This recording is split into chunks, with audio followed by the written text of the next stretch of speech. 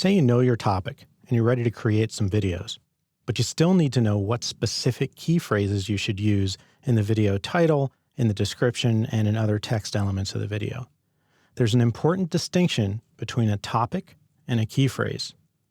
A topic is your subject. For example, how do I climb hills faster? A key phrase is a specific phrase that you think folks will use to find videos on this topic. For example, cycling climbing techniques. The topic is very, very general. The key phrase requires a bit of a look inside your audience's heads because you need to anticipate exactly how they're going to search for the answer to their question. To understand that, you need to understand the words they commonly use. It's tricky, but there are some great keyword tools out there that can help. You can use the keyword data that various video hosting services offer. YouTube has a tool, and I'll give you the URL for that in a moment, where you can go in and just type in a phrase and get specific data on that phrase. You can see here, this has given me terms, volumes if possible, and of course the ability to add those terms to an advertising campaign, which I'll talk about in a moment.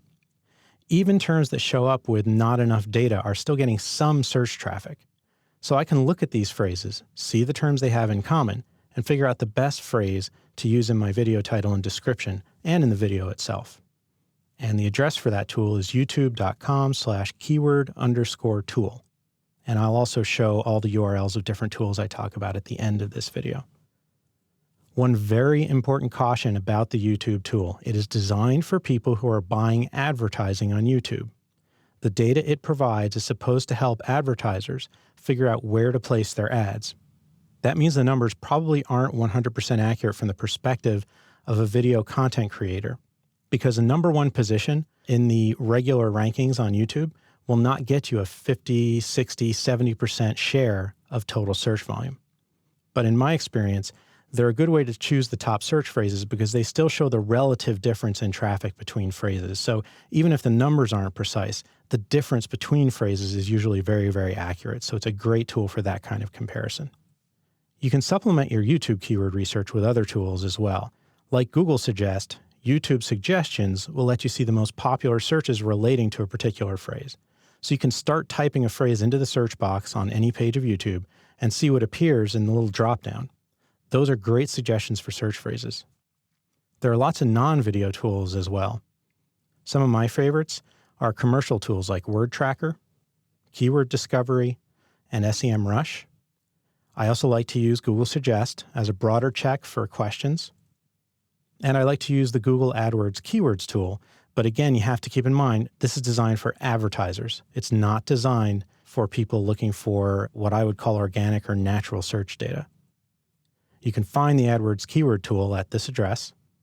And once you have that data, you can sort of do a sanity check on the phrases you choose by taking a look at another tool called Google Trends to make sure you aren't catching a phrase as its popularity is trailing off. And that's really important. You don't want to put a lot of effort into a topic or phrase and then find out that people are no longer interested. And the URL for this tool is google.com/trends. A few critical rules to keep in mind when you're selecting your key phrase. First of all, choose one or two at most.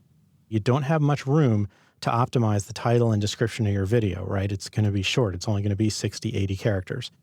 So focus on one phrase, or if you have two phrases that overlap, like cycling climbing and cycling climbing tips, maybe on two. In general, I prefer to focus on one. Use the audience's language. An example I always like to use is if you sell running shoes, don't talk all the time about athletic footwear. That's not the phrase people will use to find you. They don't think of their shoes as athletic footwear. They think of them as running shoes. Remember, even if you think your audience is using the wrong key phrase, you need to optimize for the phrase that they're going to use. You can always steer them in the right direction later on, but you have to get them to find you first. Also, don't worry about competition. At least don't worry about competition as much as you might in conventional SEO. Since there's so many different factors involved in video rankings, you have a better chance of outranking really tough competitors in video SEO than you would in normal SEO. Obviously, you should pick the easier phrase if it's just as good, but remember that you always have a shot at a top ranking. One secret weapon I like to use for keyword research: you can actually look at competitor videos and use the YouTube keyword tool to extract the best keywords from those videos. Here's how you do it. First, go to a competitor's video on YouTube. Copy the address of that page, the URL. Go to the YouTube keyword tool. Change the setting under how would you like to generate keyword ideas from descriptive words or phrases to YouTube video ID or URL, and then paste in the URL you just copied, and then click Get Keyword Ideas. Poof, you get a list of all the keywords and phrases that YouTube feels are relevant to that particular video. As promised, here's the 3 URLs of the tools that I talked about again. Now that you've watched this video, take some of the tools that you've learned about and go apply them to pick out specific keywords around the topics that you've chosen.